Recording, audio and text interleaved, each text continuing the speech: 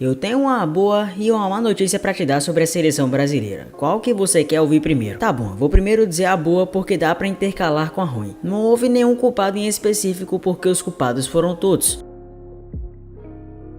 Exatamente, ninguém escapou, desde os titulares aos reservas, do goleiro ao atacante, nem mesmo Dorival. Aliás, o Dorival que simplesmente não encaixou o meio campo e o Brasil ficou preso numa Colômbia que parecia ter gás absoluto, na verdade gás infinito. Os colombianos povoaram nosso meio campo, povoaram as zonas de ataque, as zonas de defesa e disso fizeram sua fortaleza. Vimos uma equipe que realmente teve sangue para correr até o último momento e isso foi muito crucial para que os colombianos colocassem um pé e meio na vaga. Quer dizer, o Brasil também classificou-se, mas a verdade é que teremos uma final antecipada logo de cara. E convenhamos que contra o Uruguai que sobrou na Copa América, nós não somos os favoritos e é muito bom que isso fique claro. O jogo contra o Paraguai foi uma mera miragem e a verdade é que a seleção brasileira contou até com mais sorte que juízo. Os colombianos engoliram o Brasil principalmente no primeiro tempo e mesmo com o segundo tempo um pouco diferente, o sistema defensivo brasileiro e o campo ficaram perdidos. Primeiramente vamos ao início, o gol do Rafinha, que foi bem surpreendente. O Rafinha acertou uma falta perfeita, sem nenhuma chance para o goleiro e convenhamos que isso iludiu o torcedor. Aliás, parecia que a seleção venceria tranquilamente os colombianos, só que o que realmente não esperávamos era que a Colômbia cresceria no jogo. E para falar a verdade, depois do gol acordaram completamente. Tivemos alguns momentos perigosos, dentre eles um gol que foi anulado. Posteriormente depois, saída errada de Alisson, que ele consertou com a defesa, só que menos de um minuto após, a zaga do Brasil deu brecha e Munhoz acertou o gol. 1-1 que poderia ter sido muito pior, porque depois o Brasil não conseguiu criar. A verdade é que a seleção deveu muito e dá pra fazer uma análise perfeita de cada um, pelo menos os titulares e até reservas que entraram em campo. Começando pelo Alisson, que teve participação sim no gol da Colômbia, pelo menos no início da geração da jogada, mesmo que tenha corrigido. Só que o problema ficou muito mais em cima que isso, começando pela dupla de zaga, que hoje também bateu cabeça em alguns momentos, a parte dos laterais que estavam sumidos, o meio campo que também ficou preso e é claro o ataque que estava completamente sumido. Por isso que eu falo que do 1 ao 11 ninguém salvou. Exatamente, não tem como defender ninguém, mesmo que, veja bem, a seleção brasileira foi prejudicada. Não dá para justificar a pífia atuação dizendo que, veja bem, foi apenas um erro do árbitro, porque senão o Brasil venceria. Não sabemos exatamente se o gol mudaria todo o histórico da partida, mas a realidade é que um pênalti claríssimo em cima de Vini Júnior não foi marcado e gerou revolta em torcedores brasileiros. O jogador colombiano acertou o Vini Júnior e ficou muito longe de acertar a bola. Convenhamos que era pênalti sim, e que o árbitro foi negligente decidindo não marcar. Isso acabou custando a confiança da seleção, que ficou extremamente abaixo. O segundo tempo parecia que traria frutos, mas novamente Dorival insiste em não colocar um sistema de jogo que consista em ter um centroavante, ou pelo menos alguém que atue como falso 9. O Endrick entrou, mas também não teve como mudar muito porque entrou no minuto 86, e isso chega a ser um erro bizarro do Dorival.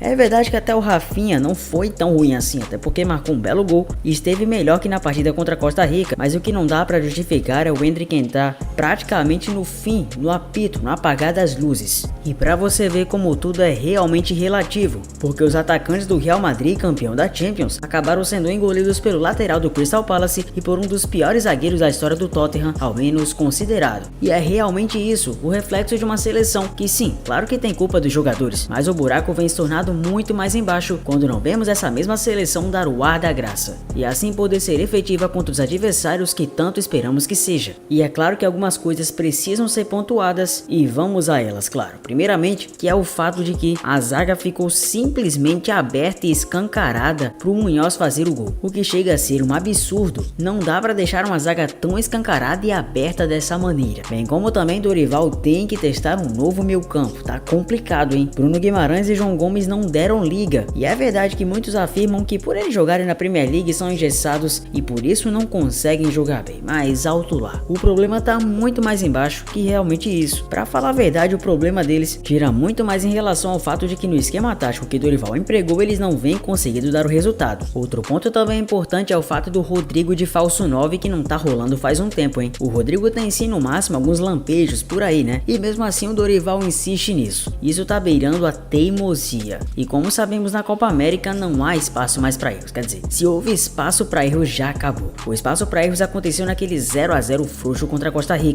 que aliás, se tivéssemos ganhado, poderíamos estar disputando contra a Colômbia no saldo de gols. Os colombianos vão pegar a seleção de Panamá, a modesta seleção de Panamá, que com todo respeito até que podem dar trabalho, mas convenhamos, a Colômbia vai passar fácil se os deuses do futebol não quiserem aprontar. E a verdade é que também ficou feio pro Danilo, o próprio capitão que foi bater boca com o torcedor que tava criticando as atuações do geral, na atuação pífia de 0 a 0 contra a Costa Rica. Nem os maiores campeões necessariamente tiveram essa coragem de peitar a própria torcida da atual geração brasileira. E a verdade é que a Copa América tem realmente uma emoção diferente da Eurocopa. Assistir a Eurocopa e assistir Copa América logo após nem parecem realmente campeonatos do mesmo futebol, mas sim esportes diferentes. É claro que na Copa América até que tem um certo entretenimento a mais, uma certa emoção a mais. E convenhamos que a seleção brasileira foi extremamente constante. Sim, o Brasil foi constante. Do primeiro ao último minuto foi constante. Deu medo e ataque no coração para todo torcedor brasileiro. Convenhamos que eu e você não estamos otimistas pro que virá. Qual é o maluco que tá otimista para enfrentar a seleção do Uruguai após mais um balde de água fria? E você pode até falar, mas Efute, você disse que tava confiante contra a Colômbia, né? Pois é. Essa é a função do torcedor, se iludir, desiludir e se iludir de novo. E esperamos que venha essa ilusão justamente ao passarmos o Uruguai nas quartas, porque se realmente acontecer, muito virá em relação à camisa da seleção, ao peso que ela exerce e claro as mudanças que Dorival tem de fazer pra já, com uma certa urgência. E um ponto que eu não posso deixar de falar, hein? O Vini Júnior vai estar de fora do jogo. É brincadeira um negócio desse? É um azar sem fim. Ele levou o cartão amarelo, teve sem culpa e uma atuação apagada após aquela ilusão contra o Paraguai e a gente vai precisar se reerguer novamente. E sim, eu vi que no fim os jogadores do Brasil foram reclamar em relação ao escanteio e uma provável marcação de pênalti, mas nada adianta, né? Os caras ficaram 100 minutos de futebol para ganhar da Colômbia e não conseguiram. E querem chorar por um escanteio aos 101 minutos? Não faz nenhum sentido. A verdade é que o Brasil vai ter que aprender com os erros, porque senão a seleção uruguaia de Arrascaeta, De La Cruz, David Nunes e companhia vai engolir todos os atletas canários. A gente está buscando sempre melhorar para poder fazer uma boa Copa América. A gente sabe que a gente está bem.